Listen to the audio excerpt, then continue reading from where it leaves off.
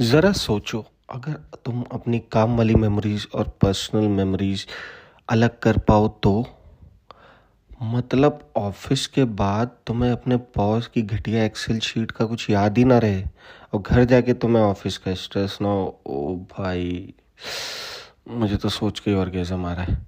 Sounds perfect ना? लेकिन क्या होगा अगर ये सेपरेशन तुम्हारी आइडेंटिटी ही भूलने पे तुम्हें मजबूर कर दे? तुम खुश रहने की बजाय दुखी रहने लगो। ऐसा क्यों होगा, ये तो आप सोच ही रहे होगे। बट कोई नहीं, यही सोच मुझे ले गई सेवरेंस तक, एक एमी अवार्ड विनिंग सीरीज जिसके बारे में सब कह रहे हैं ये शो तुम्हारा दिमाग हिला देगा। मैंने सोचा चलो देखते हैं सच में इतना कमाल है क्या। तो मैं भाई फटाक से 99 रुपये की मैंने एप्पल की सब्सक्रिप्शन ली और फिर शुरू हुआ ये एक्सपीरियंस, जो सिंपल सीरीज़ नहीं है, एक माइंड एक्सपीरियंस निकला। तो चलिए थोड़ी बात करते हैं आज हम सेवरेंस के बारे में। तो जैसे मैंने पहला एपिसोड देखा तो ऑनेस्टली कुछ समझ नहीं आया, मतलब क्या चल रहा है क्या नहीं, कॉन्सेप्ट इतना क्लियर नहीं था। फिर सेकंड एपिसोड में थोड़ा जाके मुझे इनीस का कॉन्सेप्ट समझ आया।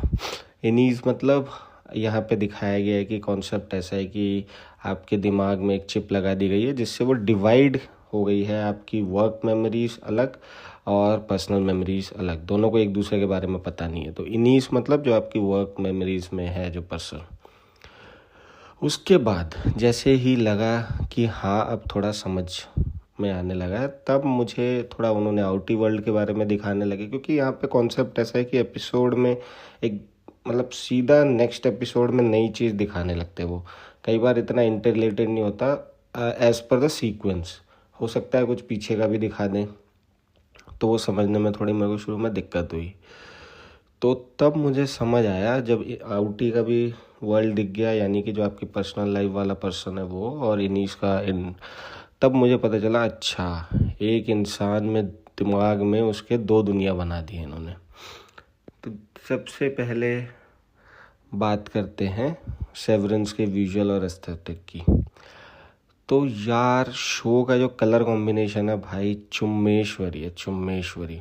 ऐसा लगेगा आपको बहुत ही बड़े आर्किटेक्ट ने किया है वो। आई एम नॉट श्योर कौन करता है अच्छा, बट ऐसे ही किसी ने किया है।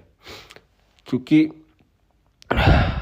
इनीस का वर्ल्ड जो है वो पूरा वाइट में दिखा रखा है, मतलब जो ऑफिस है मेजॉरिटी वाइट में, तो उसमें ऐसा लगेगा कि कुछ कुछ जगह कहीं कहीं पे वो ये करते हैं इसको थोड़ा सा वो कलर अगर कोई भी दूसरा ट्राई करते हैं किसी भी चीज़ का, किसी खिड़की का, किसी कपड़े का, तो वो अलग ही पॉप इन करता है, आई कैचिंग होता है। तो ये चीज़ मेरे को बहुत अच्छी लगी थी।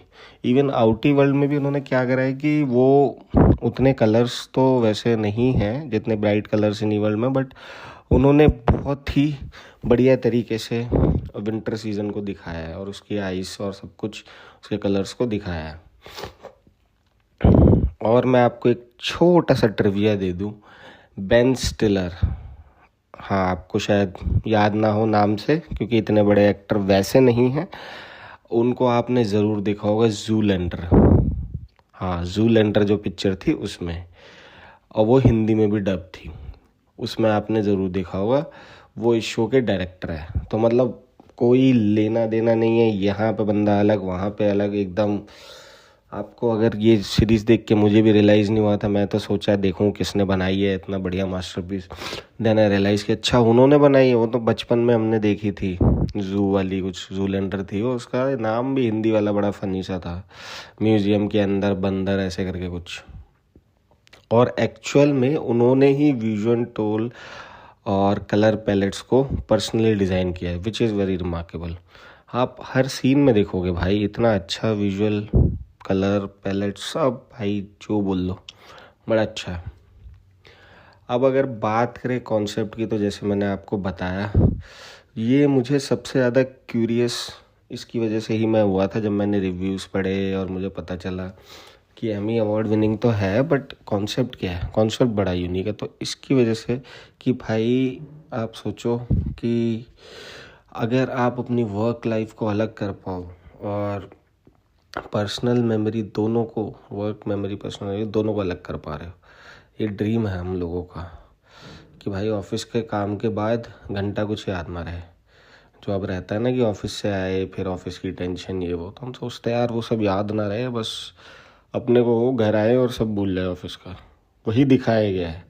बट आगे चलते चलते उस कॉन्सेप्ट में क्या इश्यूज हैं, क्या इश्यूज आ सकते हैं विद ए क्रिएटिव माइंड, उन्होंने दिखाने की कोशिश करी है, जो बहुत ही बड़ा कटाक्ष है। आजकल हम रोते रहते हैं वर्क लाइफ बैलेंस, पर इसमें इस कॉन्सेप्ट को एक चिप के थ्रू दिखाया गया कि एक चिप आपके दिमाग में लगा दी जाती है और फिर उसके बाद ये कॉन्सेप्ट अप्लाई हो जाता है। तब समझ आया कि, और जैसे जैसे उन्होंने इमेजिन करके दिखाया है कि क्या क्या हो सकता है, तब पता चला कि यार ये इतनी भी परफेक्ट चीज़ नहीं है जिसके लिए हम रोते रहते हैं कि वर्क लाइफ बैलेंस चाहिए। शो बहुत ही अच्छे तरीके से, प्यारे तरीके से दिखाता है कि हमारी लाइफ में ब्लेंड ज़रूरी है दोनों मेमोरीज़ का, वर्क और पर्सनल दोनों।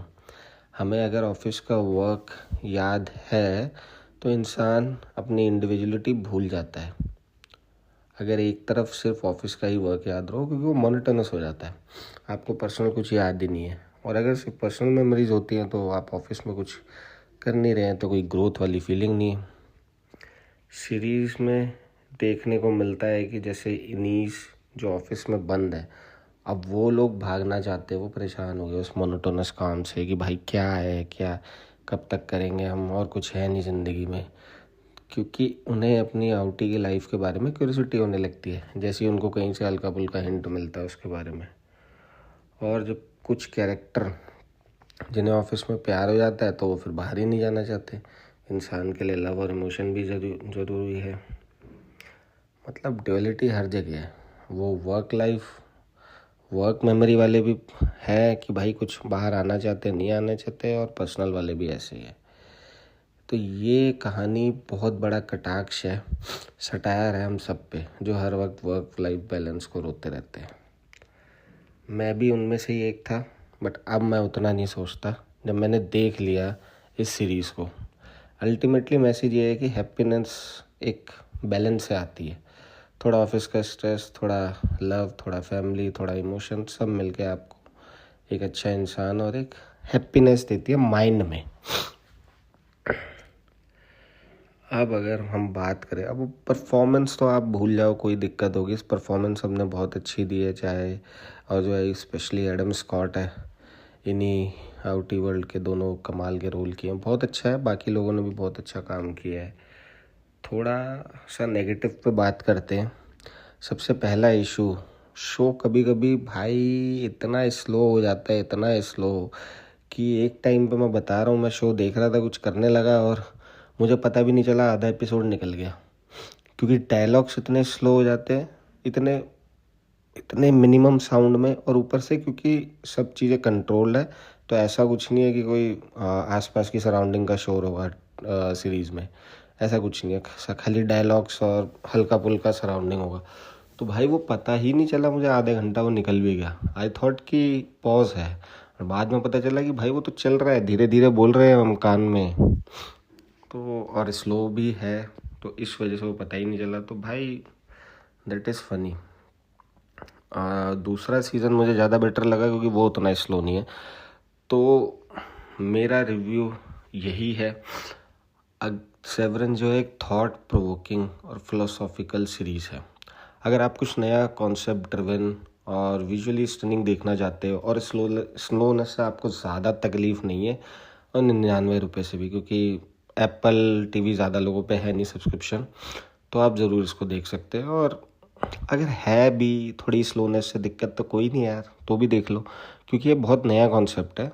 मैंने काफ़ी टाइम से ऐसा कुछ कॉन्सेप्ट देखा नहीं है। आई एम नॉट श्योर ऐसा कुछ तो बना भी नहीं है कॉन्सेप्ट उस पर, सीरीज़ या मूवी कुछ भी। तो आपको देखने में मज़ा आएगा, तो आप बिल्कुल इसको देख सकते हो। तो ये था मेरा सेवरेंस का रिव्यू। आपने अगर सीरीज़ देखी है तो प्लीज़ कमेंट में लिखो कैसी लगी है। आपको इनी वर्ल्ड ज़्यादा अच्छा लगा या आउटी वर्ल्ड, प्लीज़ बताओ। और अगर वीडियो पसंद आए तो लाइक करो वीडियो। ऐसे ही रिव्यूज़ मैं पेलता रहूँगा चैनल पे, सब्सक्राइब करो। और मैं हूँ रजत, मिलते हैं नेक्स्ट टाइम वीडियो में, तब तक के लिए स्टे क्यूरियस।